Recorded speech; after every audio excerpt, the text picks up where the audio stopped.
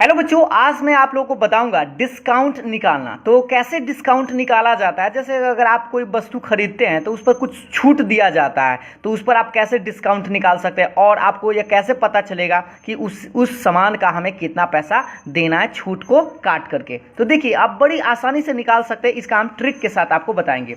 तो सबसे पहले मान लीजिए कि आपके पास एक छोटा सा उदाहरण कि 999 रुपया का कोई एक वस्तु बिक रहा है, सामान आपको खरीदना है और उस पर जो है ना 20% छूट दे रहा है। तो आप क्या करेंगे, पहले 20% छूट निकालेंगे, उसके बाद इसमें से घटाकर निकालेंगे। उससे अच्छा है कि आप डायरेक्ट क्या कीजिए, आप जानते हैं कि 100% आपका पूरा होता है, ठीक है। तो 100% में वो 20% छूट दे रहा है, तो 20% को आप घटा लीजिए तो कितना आएगा 80%, यानी कि आप डायरेक्ट इसका 80% निकाल दीजिएगा, वही आपका आंसर आएगा। तो आप ऐसे निकाल सकते हैं 999 का 80%, ठीक है। 80% मतलब 80/100 आप ऐसे कर दीजिएगा और आप देख लीजिए एगो शून्य से एगो शून्य कट गया। तो अब आप क्या कीजिएगा, इसमें आपको 8 से गुना करना होगा। तो गुना तो आप लोग को आता ही है, चलिए गुना करके बताते हैं। 9 8 72, 72 के 2 हासिल 7 और फिर 9 8 72 और 7 79 के 9 हासिल फिर 7 और 9 8 72 और 7 79, ये वाला आंसर, ठीक है। और लेकिन अभी भी बटा में 10 बचा हुआ है, तो बटा में आप 10 लिखेंगे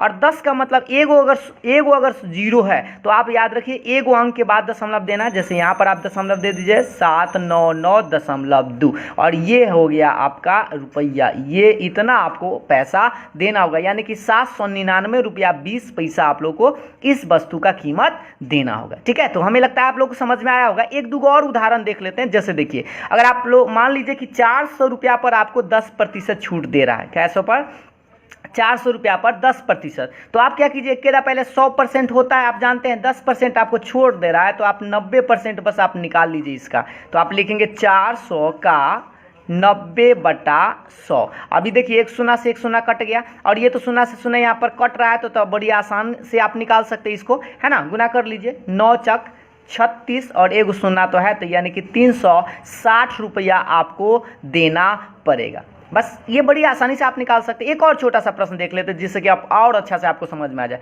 500 पर 30% दे रहा था, आप जानते हैं 100% आप रहता पूरा, 100% में 30% वो छूट दे रहा था, 30 हटा लीजिए तो कितना बचेगा 70% वो आपसे पैसा लेगा। तो 500 का 70% हटाएंगे तो बट्टा में 100 अब काट दीजिए, एक शून्य से एक शून्य, एक शून्य से एक शून्य, आप इसको गुना करके लिख दीजिए। तो 7 पचे 35 और एक शून्य तो है ही है, 350 रुपया आपको देना पड़ेगा। तो इस तरह से हमें लगता है कि आप बड़ी आसानी से डिस्काउंट निकाल सकते हैं। तो एक छोटा सा प्रश्न भी हम आप लोगों से पूछ लेते हैं कि 499 रुपया अगर उसका कोई मूल्य है वस्तु का, तो आपको अगर इसमें 20% छूट देता है तो आपको बताना है इस वस्तु का कीमत कितना होगा। इसका आंसर आप हमें कमेंट करके जरूर बताएंगे। और वीडियो अगर आप लोगों को अच्छा लगा हो, समझ में आया हो, तो लाइक शेयर जरूर करिएगा। Thank you.